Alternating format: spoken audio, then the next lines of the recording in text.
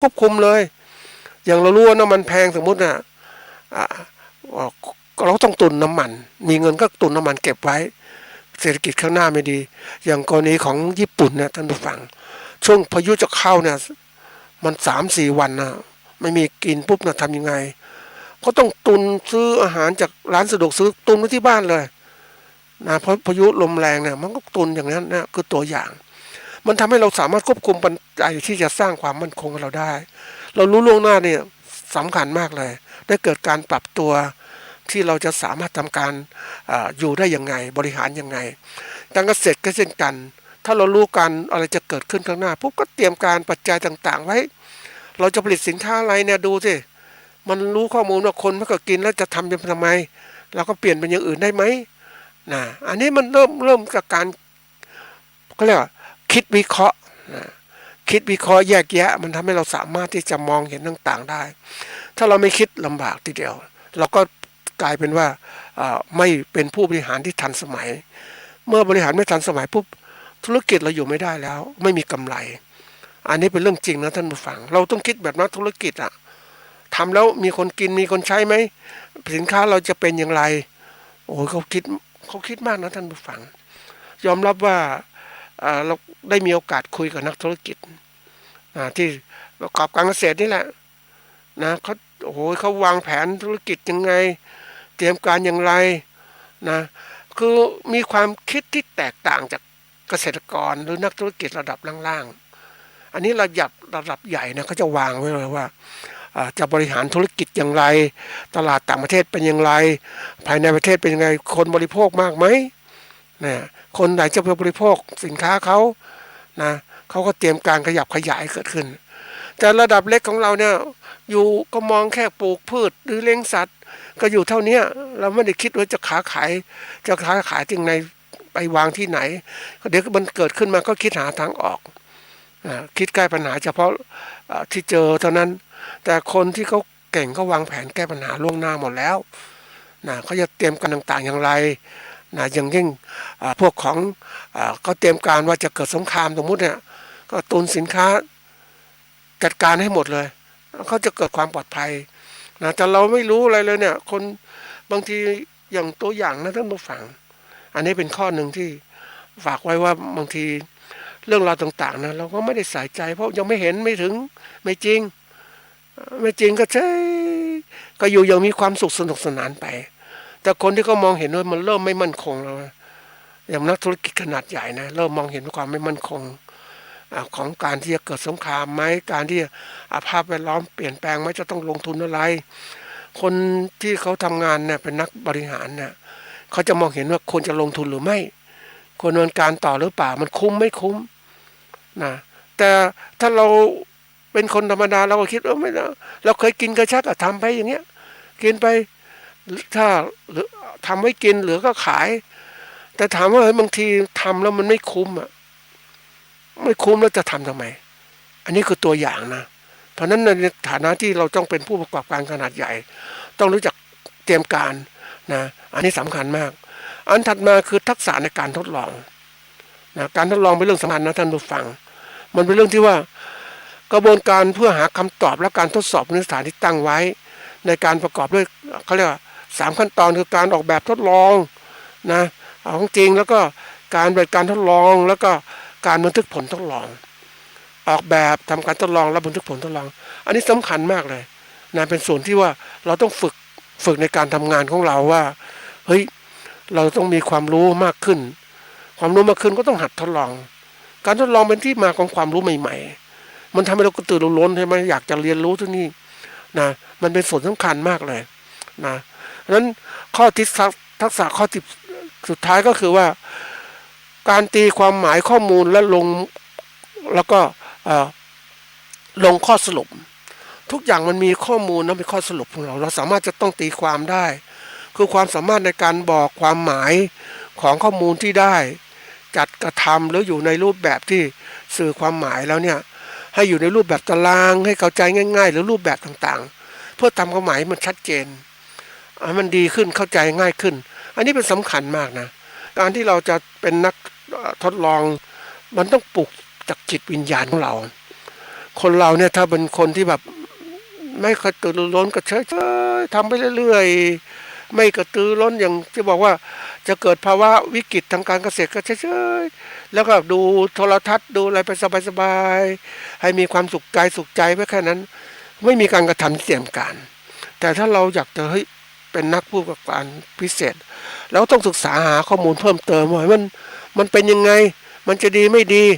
นะเหตุการณ์ข้างหน้าจะเป็นยังไงมันก็ต้องหาข้อมูลที่ดีขึ้นมากขึ้นกว่าเดิมใช่ไหมมันถึงจะสำคัญมากเรื่องของการเป็นนักบริหารนะท่านผู้ฟังเราต้องฝึกต้องฝึกสร้างด้วยตัวเองนะเราต้องมีความอยากรู้อยากเห็นสนใจในการพัฒนาธุรกิจของเราให้มีความมั่นคงและยั่งยืนนะเราต้องรู้จักพัฒนาตนเองเนี่ยสำคัญมากเลยนักบริหารส่วนใหญ่คนเนี่ยก็ฝึกมาก็เป็นเขาเรียกว่าเป็นผู้ทำงานคือคนเราเป็นผู้ทำงานทีนี้ทำไปนะถ้าเรามองชัดเจนว่าทำอย่างเนี้ยมันก็ได้อย่างเนี้ยนะมันจะไหวไหมเนี่ยคือต้องมองไปข้างหน้าต่อไปเราทำไหวไหมเนี่ยเพราะเราแก่มากขึ้นใช่ไหมเพราะนั้นมันความคิดของเราว่าทำงานหนักอย่างเนี้ยใช้แรงเนี่ยทำไมไม่รู้จักใช้สติปัญญาของเรามาบริหารมาทำงานไม่ต้องใช้แรงอย่างเนี้ยอันนี้คือตัวสำคัญในการกระตุ้นทำให้เรานั้นเริ่มเปลี่ยนสถานะตนเองจากคนทำงานหรือเป็นเกษตรกรธรรมดาเป็นผู้ประกอบการเราก็คิดเฮ้ยเราก็แทนที่จะไปทำเองก็จ้างคนอื่นไหมบริหารนะอันนี้สำคัญนะท่านผู้ฟังก่อนเนี่ยเราทำเองทั้งหมดเลยไถนาก็ทำเองเกี่ยวข้าวก็ทำเองนะแล้วนี้ก็มีเลยเริ่มมีการคนมาทำแล้วจ้างเหมาไถนาทำนา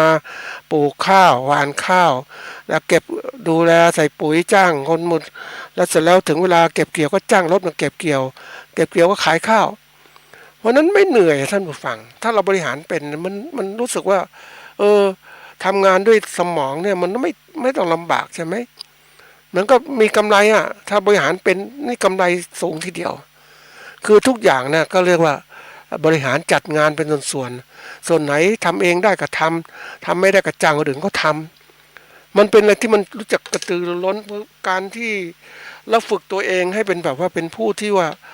เขาเรียกว่ามีความคิดความอ่านที่แตกต่างจากเดิมนะทำให้มันดีขึ้นทำยังไงหาวิธีการว่าตั้งเป้าหมายว่าทำให้มันดีขึ้นทำให้ดีขึ้นทำยังไงเนี่ยตัวนี้มันจะกดดันตัวเองทำให้รู้สึกว่าเฮ้ยเกิดความไม่พอใจในสิ่งที่เป็นอยู่มันเป็นตัวสำคัญนะบางคนที่ทำไมสังเกตว่าคนที่เขาไม่กระตือรือร้นทำไปอย่างเงี้ย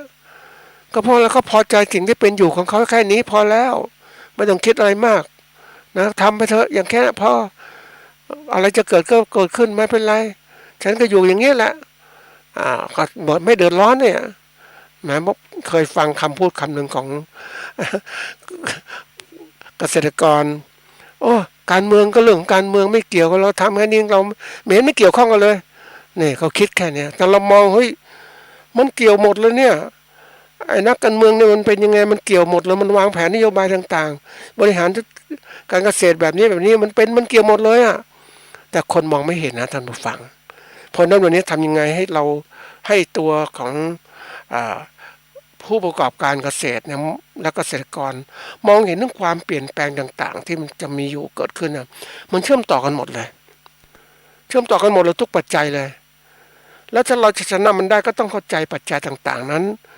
แล้วก็นำมาสู่ตัวเองวิเคราะห์ตัวเองว่าเรานั้นมีจุดอ่อนจุดแข็งวิกฤตโอกาสอย่างไรในการที่จะเป็นดำเนินการสิ่งเหล่านี้ได้อะไรที่ควรจะเปลี่ยนแปลงถ้าเราอยู่อาชีพเกษตรก็ต้องเปลี่ยนแปลงตัวเองนะเขาเรียกว่าเปลี่ยนแปลงจากระดับที่เล็กๆให้เป็นใหญ่นั้นทำยังไงให้เกิดความมั่นคงทำอย่างไรนี่ก็ตัวสำคัญนะท่านผู้ฟังการทดสอบการทดลองเกี่ยวกับเรื่องราวต่างๆกับอาชีพตนเองและตัวของตัวเอง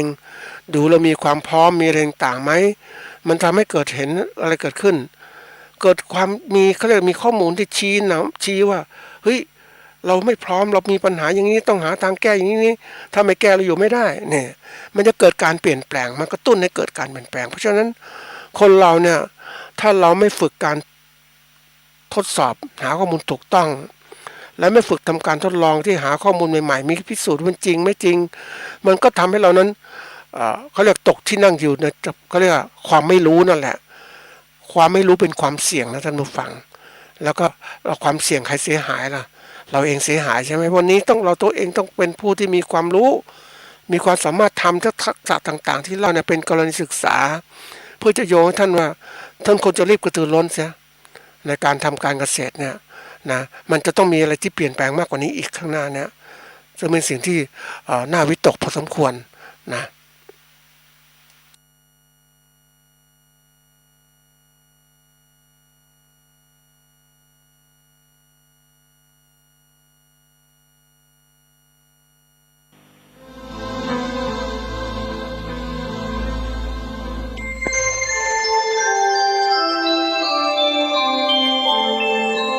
ขณะนี้ท่านกำลัง